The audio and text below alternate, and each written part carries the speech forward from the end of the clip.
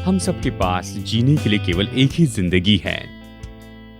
हमारा जीवन मूल्यवान होना चाहिए, मायने रखना चाहिए, इसका उद्देश्य होना चाहिए और सच में ये तो अद्भुत होना चाहिए। जैसे मैं अपने आसपास देखता हूं तो देखता हूं कि जीवन हार और परेशानी और निराशा में जिया जा रहा है। मैंने इसके बारे में बोझ महसूस किया, क्योंकि ऐसा जीवन जो परिपूर्ण नहीं, उसका तो अस्तित्व ही नहीं होता है। और जो कुछ भी मैंने वचन में पढ़ा है, परमेश्वर हमें हमारी समझ से परे आशीषों के जीवन की प्रतिज्ञा करता है। ये सच में अद्भुत से परे जीवन है।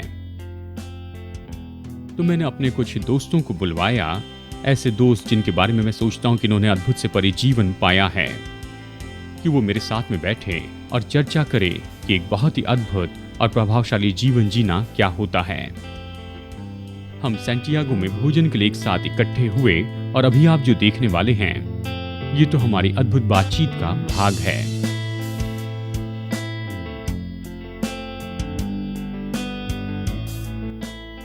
आज मेरे साथ जुड़ने के लिए बहुत बहुत धन्यवाद। एक और विशेषता है जो हमारे 9 गुणों के सूची में है, ये 9 में से एक है और हम इसे करुणा कहेंगे और ये इसके लिए सही शब्द होगा। मैं एक बात जानने में दिलचस्पी रखता हूं कि करुणा कैसे दिखाएंगे। चलिए मैं आपसे ये सवाल पूछता हूं, आप बताइए। करुणा वास्तव में शब्द करुणा का शाब्दिक अर्थ है साथ पीड़ित होना, और मुझे लगता है कि कई बार हमारे पास दया नहीं है क्योंकि यह असुविधाजनक होते हैं। ऐसा लगता है कि मेरे पास अभी इसके लिए समय नहीं है। अगर इसका मतलब है साथ पीड़ित होना, तो ऐसा लगता है खैर मैं इस व्यक्ति की मदद करना चाहता हूँ, लेकिन मैं पीड़ित नहीं होना चाहता हूँ। मदर टेरेसा के बारे में एक कहानी है जहाँ वह एक मरते हुए लड़की को पकड़े हुए हैं और एक न्यूज कैस्टर के साथ बात कर रही है, और जब वह उस लड़की को पकड़ रखी थी, वह लड़की मदर टेरेसा पर पेशाब कर देती है और वह रिपोर्टर निराश हो जाती है और वो अपने कैमरामैन से ये फुसफुसाने लगती है कि मैं 1,00,000 रुपए भी मिले तो मैं ये काम नहीं करूंगी। और अगर हम अपने समाज में यीशु के हाथ और दिल हैं, तो हम निश्चय ही टाल नहीं सकते हैं करुणा के इस अनुशासन को। क्या ऐसा होने के लिए कोई तरीका है?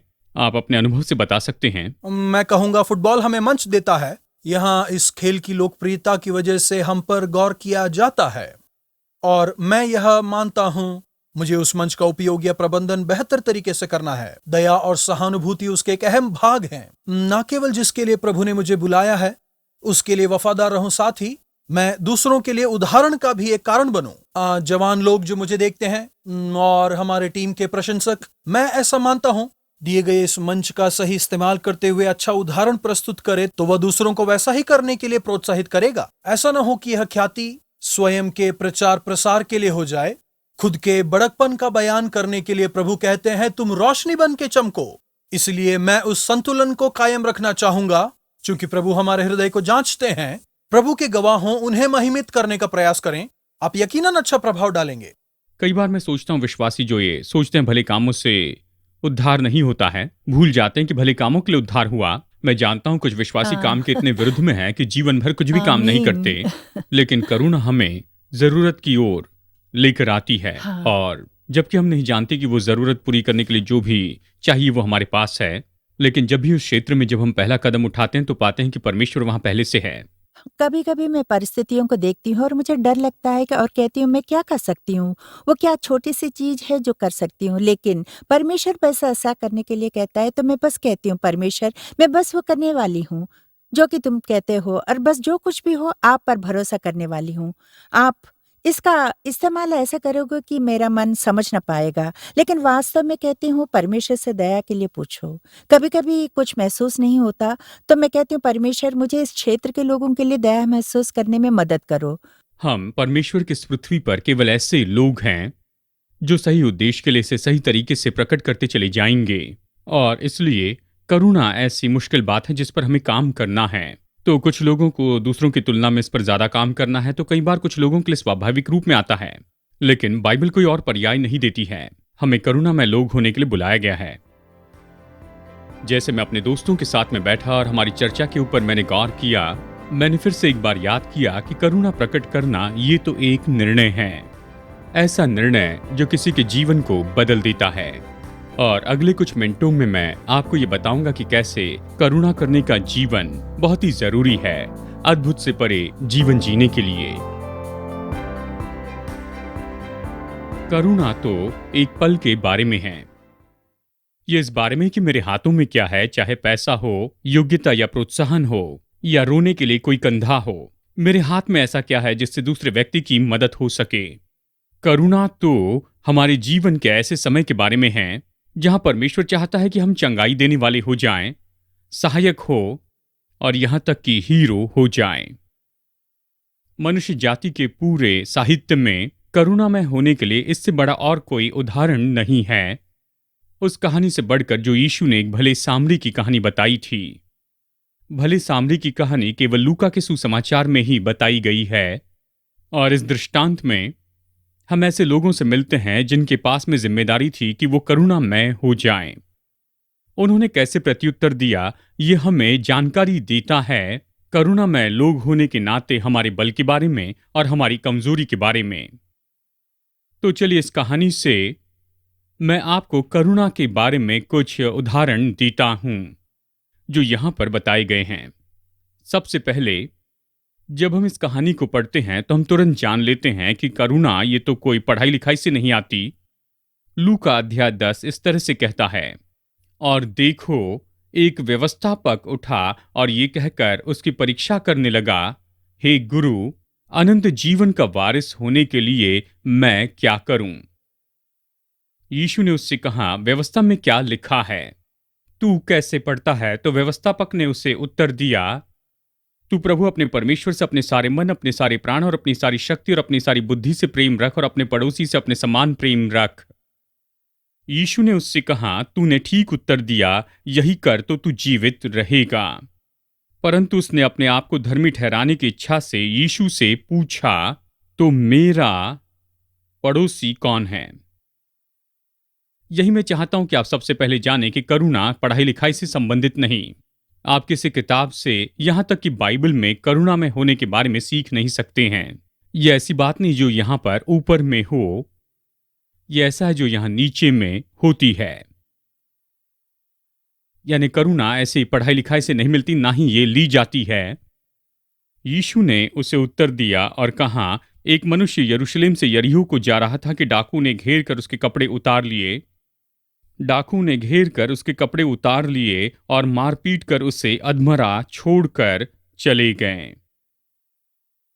ये कहानी तो उस बात के बारे में बताती है जो कि अक्सर यरूशलेम और यरीहो के मार्ग में होती है। व्यवस्थापक जानता था कि ये मार्ग कितना खतरनाक है। वो अपने मन में इस बात का चित्र बना सकता था कि उसे कितना मारा गया था, इस यात्री को जिसके बारे में यीशु अपनी कहानी में उन्हें बता रहा था। और इस कहानी में यीशु इनकार करता है कि व्यवस्थापक करुणा के साथ में काम करें। वो उसकी पहचान नहीं बताता है। यीशु हमें किसी भी तरीके से यहां पर ऐसे नहीं रहने देता कि हम अपने पड़ोसी की पहचान को किसी तरह से जानें।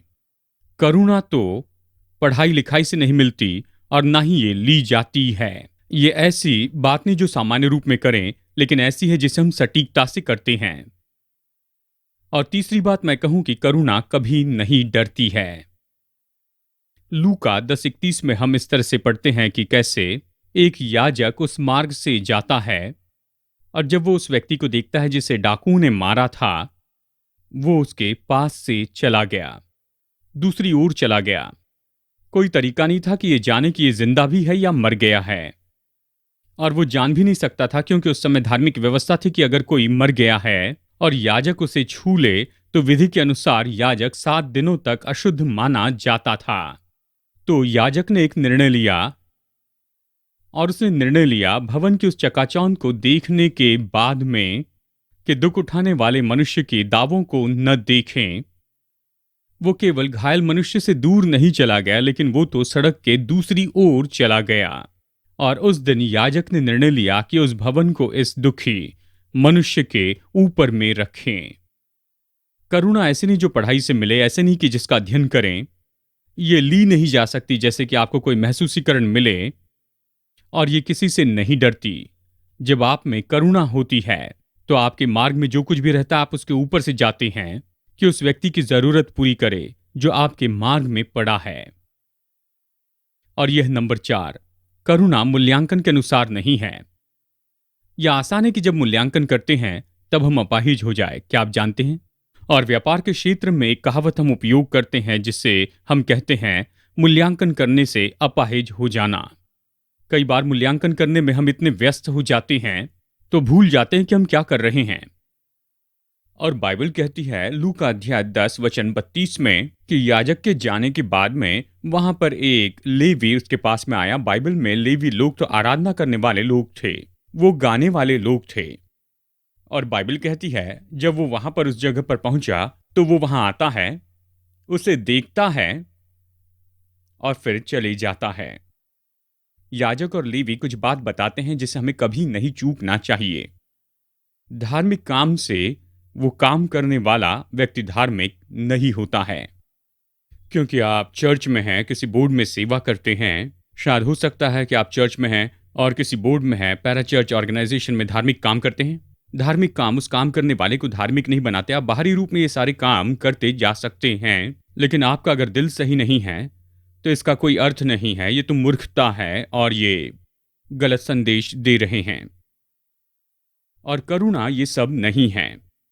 चलिए मैं आपको सारांश बता दूं कि ये पढ़ाई लिखाई से नहीं आता है। ये ऐसा नहीं कि बस आप बाइबल में से कहीं पर इसे देख लेते हैं।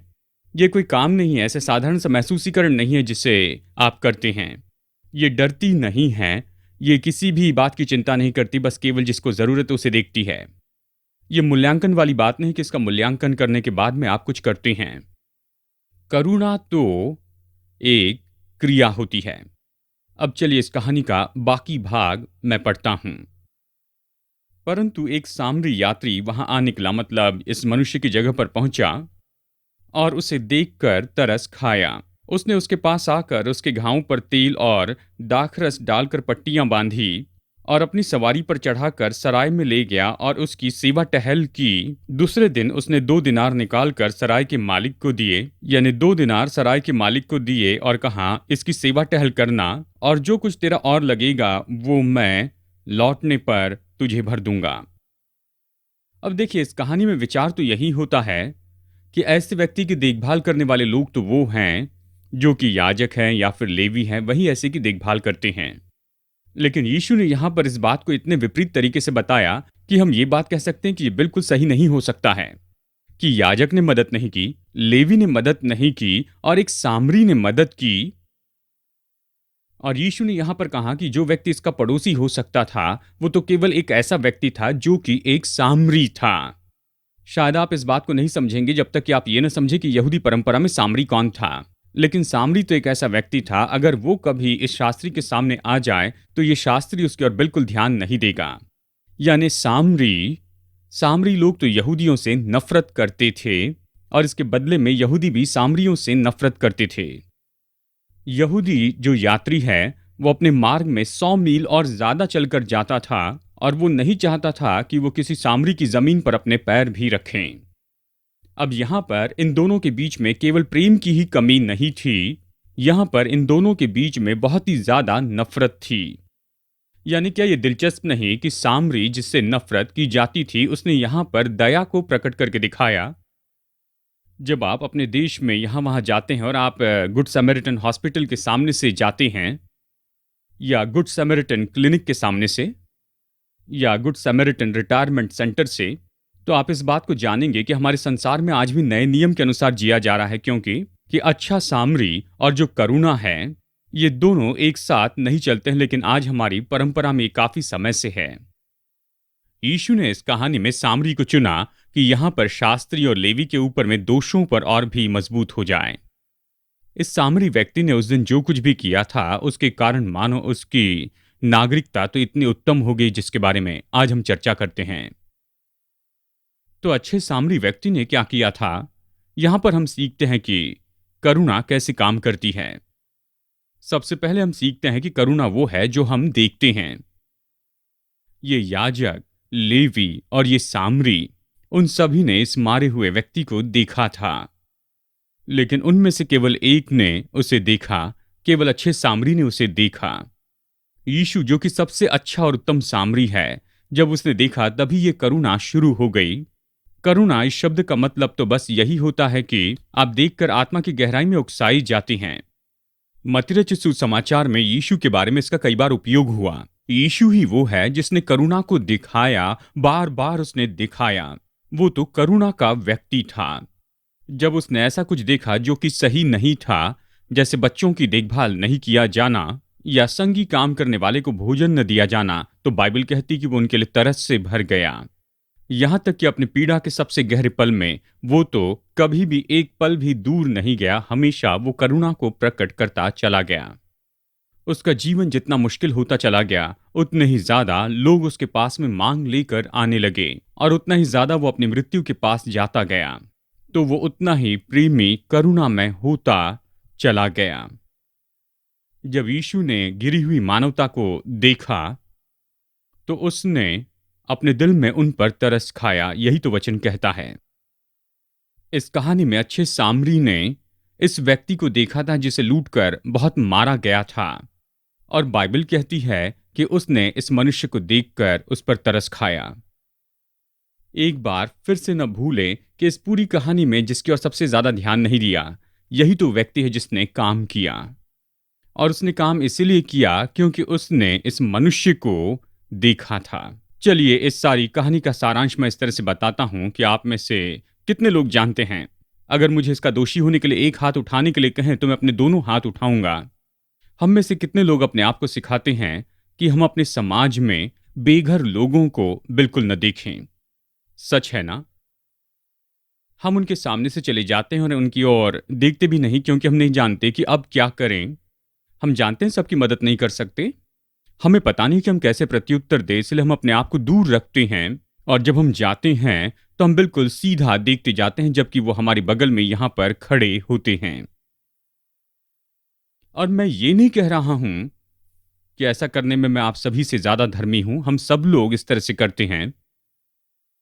मैं यही कहना चाहता हूं, जब तक कि आप उस व्यक्ति की दयनीय दशा को न देख लें तो मदद नहीं कर सकते।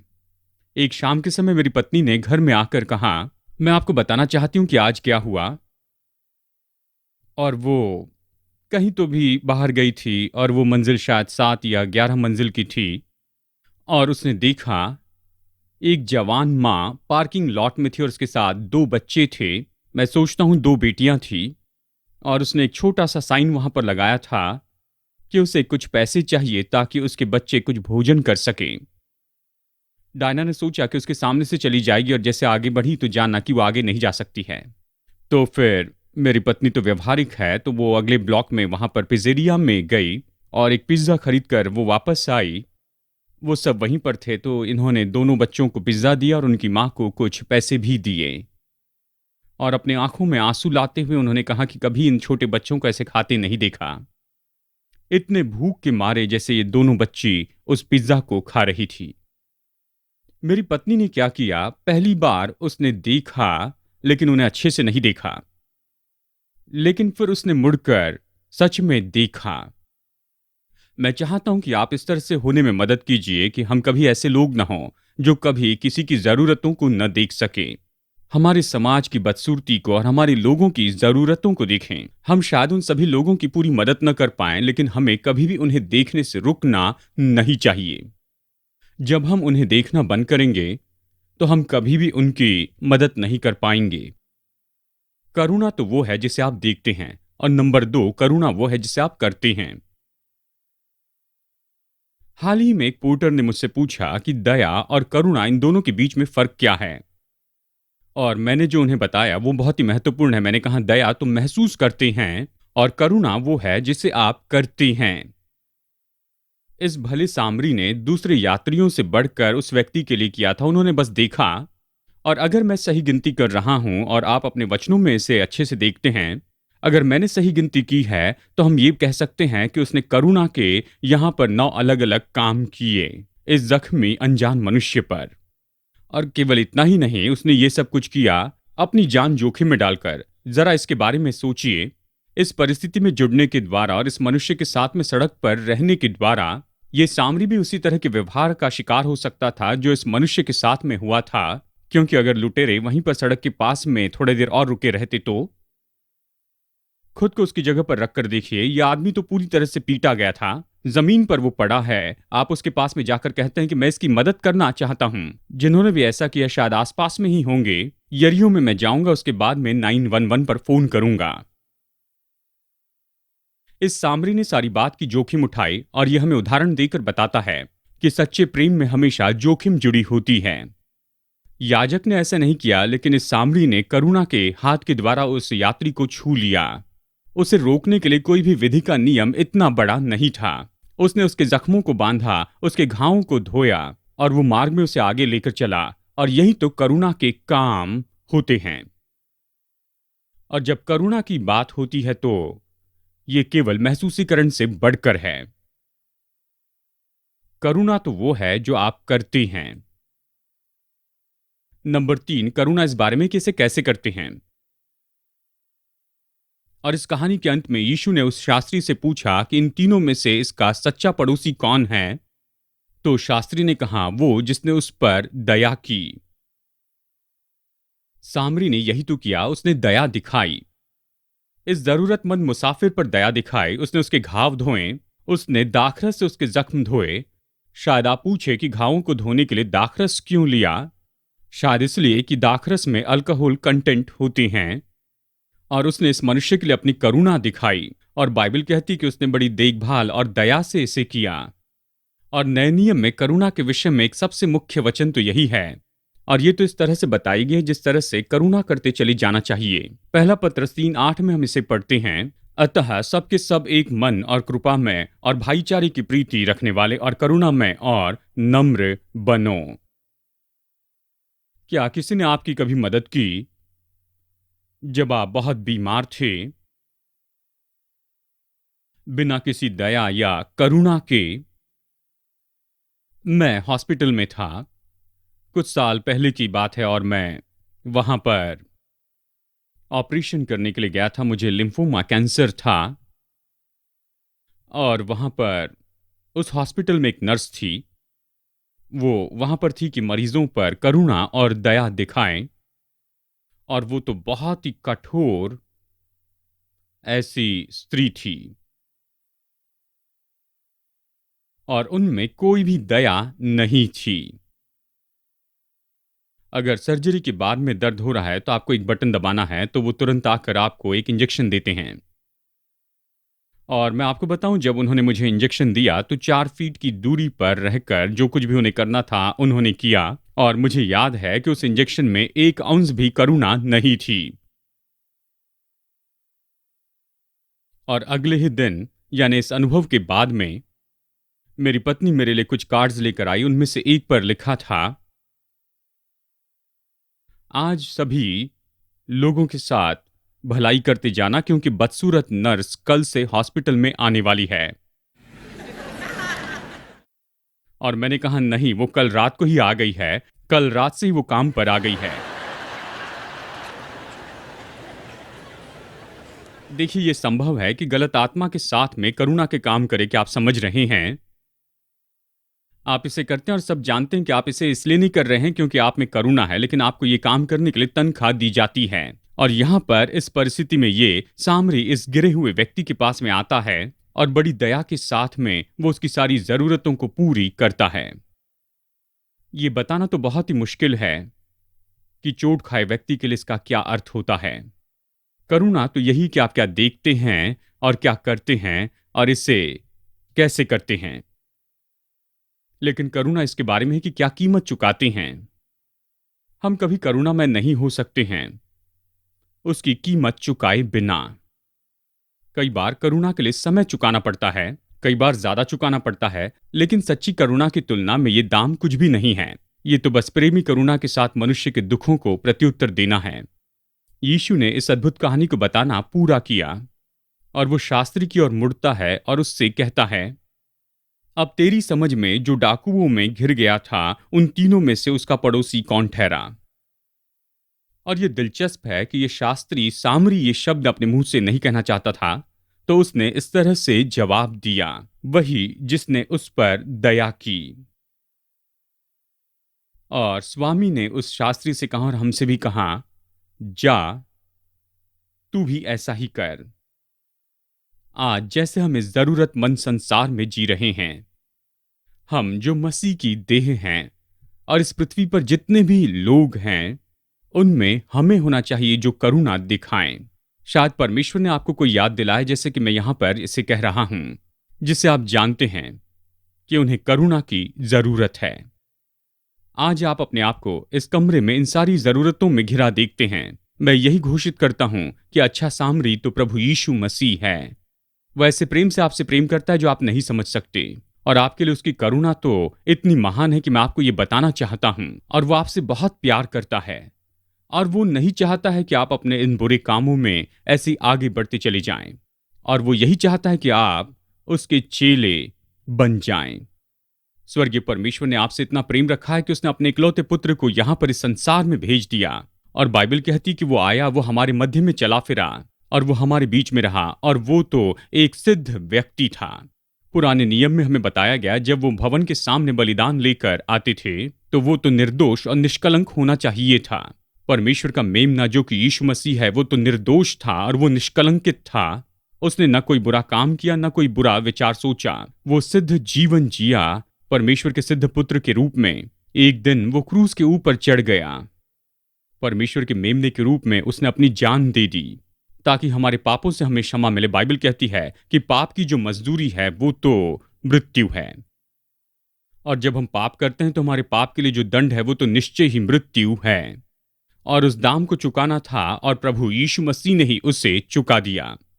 परमेश्वर के इकलौते पुत्र के रूप में वो यहां पर इस संसार में आया, और वहां पर जबकि वो पवित्र और धर्मी है, वो धर्मी था और दोनों हाथ फैलाकर चोरों के बीच में उसे लटकाया गया, जैसे वो कह रहा था, आओ मेरे पास आओ, हे सब खोए हुए लोगों, तुम्हारे लिए मेरे दिल की करुणा को महसूस करो। आओ और यीशु को स्वीकार करो। आज मेरे साथ टर्निंग पॉइंट में जुड़ने के लिए धन्यवाद। मैं इसे फिर से कहूं, परमेश्वर चाहता है कि आपका मसीह जीवन बहुत ही अद्भुत हो। परमेश्वर चाहता है कि आप अपनी रुकावटों पर विजयी हो जाएं। आप नक्शे को जानें और परिणाम में आगे बढ़ें, उस जीवन में जिसका प्रयोजन प्रभु ने आपके लिए किया है। ऐसा जीवन शुरू होता है यीशु पर प्रभु और उद्धारकर्ता के रूप में विश्वास करने से, और उसके वचन को जानने और उस पर भरोसा करने के द्वारा ही। तो अपना विश्वास प्रभु यीशु पर रखें और उसके द्वारा आप नया जन्म प्राप्त कर लें। आज ही वो दिन है जिसमें आप ऐसा कर सकते हैं। पहला कदम है कि अपने पापों से पश्चाताप करें और यीशु को अपना उद्धारकर्ता प्रभु होने के लिए विनती करते जाएं। जब एक बार आप ये निर्णय लेते हैं कि परमेश्वर के उद्धार का ये मुफ्त का वरदान आप प्राप्त करें, तो परमेश्वर के साथ मसीह यीशु में नई सृष्टि होने के नाते आपकी यात्रा शुरू होगी। आज आपने विश्वास के कदम उठाया है, तो अपना ये निर्णय दूसरे विश्वासियों को जरूर बताइए। भरोसेमंद सेवकाई या फिर लोकल चर्च को आप बताइए कि आप अपने इस नए विश्वास में बढ़ते चले जाएं। प्रभु आशीष दे। जैसे परमेश्वर के साथ में चलना शुरू किया, और मैं आशा करता हूं कि अगली बार आप हमसे मुलाकात करेंगे यहाँ पर टर्निंग पॉइंट में।